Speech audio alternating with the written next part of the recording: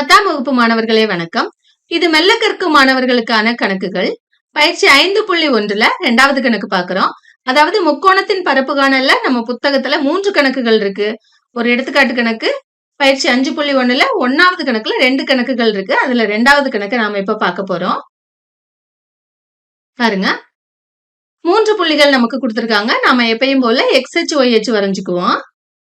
பாருங்க. முதல் புள்ளி -10, -4 எங்க இருக்கலாம் அப்படின்னா -10 கொஞ்சம் இங்க தள்ளி இருக்கும், -4 எங்க இருக்கும் இல்லையா? சோ இங்க -10, -4 இருக்குதுன்னு குறிச்சுக்கோங்க.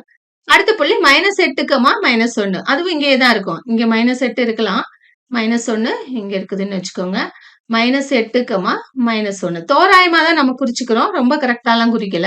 அடுத்த புள்ளி -3, -5 -3 எங்க இருக்கும் அப்படின்னா இங்க இருக்கும். -5 அப்படியே கீழே வந்தீங்கன்னா இங்க -3, -5 இருக்கும்.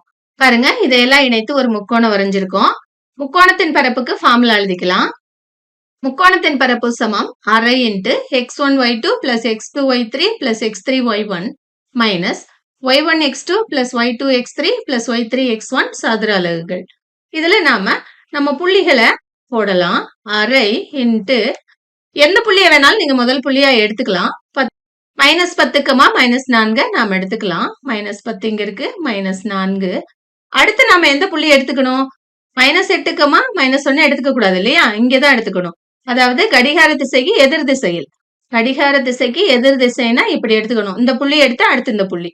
-3, -5 அடுத்து -8, -1 மறுபடியும் முதல் புள்ளி -10, -4 எல்லா புள்ளிக்கும் மைனஸ் இருக்கு அப்படின்ட்டு பயந்துடக்கூடாது. இது ரொம்ப ஈஸி. அரை பெருக்கல் -10ஐயும் -5 பெருக்குனீங்கன்னா -× -+5 10 50. அடுத்து -3ஐயும் -1ஐயும் பெருக்குனீங்கன்னா -× -+3 +3. -8ஐயும் -4ஐயும் பெருக்குனீங்கன்னா பிளஸ் ஆயிரும் இல்லையா? 8 4 32. க்ளோஸ் பண்ணிக்கோங்க. மைனஸ் கீழே இருந்து மேல 4 3 12 ரெண்டுமே மைனஸ்ங்கிறதுனால +12. அடுத்து 5ஐயும் 8ஐயும் பெருக்குங்க. 8 40 ரெண்டும் மைனஸ்ங்கிறதுனால +40. அடுத்து இங்க -1ஐயும் -10ஐயும் பெருக்குனீங்கன்னா +10. பிராக்கெட் க்ளோஸ் பண்ணிக்கோங்க.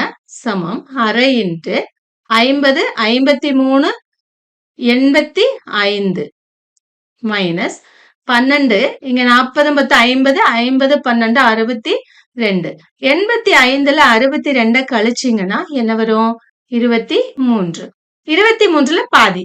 23ல பாதி 11.5. ஆன்சர் எப்படி எழுதுவீங்க? முக்கோணத்தின் பரப்பு சமம் 11.5 சதுர அலகுகள். நன்றி மாணவர்களே.